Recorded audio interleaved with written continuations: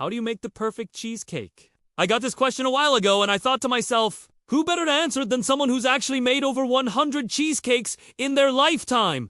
That's right. I didn't grow up eating cheesecake, but I did grow up watching my mom make cheesecake. And so today I'm going to teach you how to make the perfect cheesecake just like my mom taught me. Now, I make my cheesecake in two different ways. One of them is a little more complicated and it has a lot more steps. But today I'm going to teach you the easy way, the quicker way, the way that anybody can make cheesecake. So, first things first, you want to get a really good quality cream cheese. This is going to be the base of your cheesecake. So if you don't have good cream cheese, your cheesecake is not going to be good. So get a good quality cream cheese. Let it sit out at room temperature so it's easier to mix. Then you're going to want to cream that cream cheese with some sugar. And for this recipe, I'm using 32 ounces of cream cheese and 2 cups of sugar. You want to mix that together until it's light and fluffy. After that, we're going to go ahead and add in 2 eggs, one at a time. We'll mix it after each addition just to make sure that the eggs are fully incorporated. Then we're going to add in a teaspoon of vanilla extract and a 1/4 teaspoon of salt. The salt really enhances all the flavors in the cheesecake, so don't skip that step. Then we're going to pour 1/2 cup of sour cream in there and mix that in.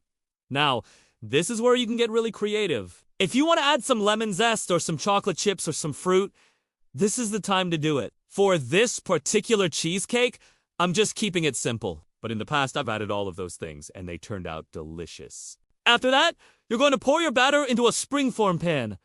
I always use a 9-inch springform pan. After that, you're going to want to wrap the bottom of the pan in foil. This is going to help the cheesecake from cracking while it's baking. Then, you're going to want to put the cheesecake in a water bath. This is basically just a bigger pan that you put the springform pan in. And then you fill the bigger pan with water. The water helps the cheesecake bake more evenly, and it prevents it from drying out. After that, you're going to want to bake the cheesecake in a preheated oven to 350 degrees. And you're going to want to bake it for 50 minutes to an hour. Now, every oven is different, so you might have to adjust your baking time depending on your oven. My oven, for instance, runs a little bit hot, so I usually have to take the cheesecake out about 50 minutes into baking just to prevent it from getting too brown on the top. Once the cheesecake is finished baking, you want to let it cool in the water bath for 10 minutes.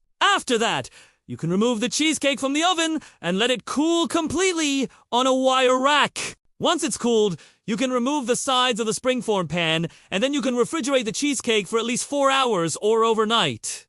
And that's it. You've got yourself a cheesecake!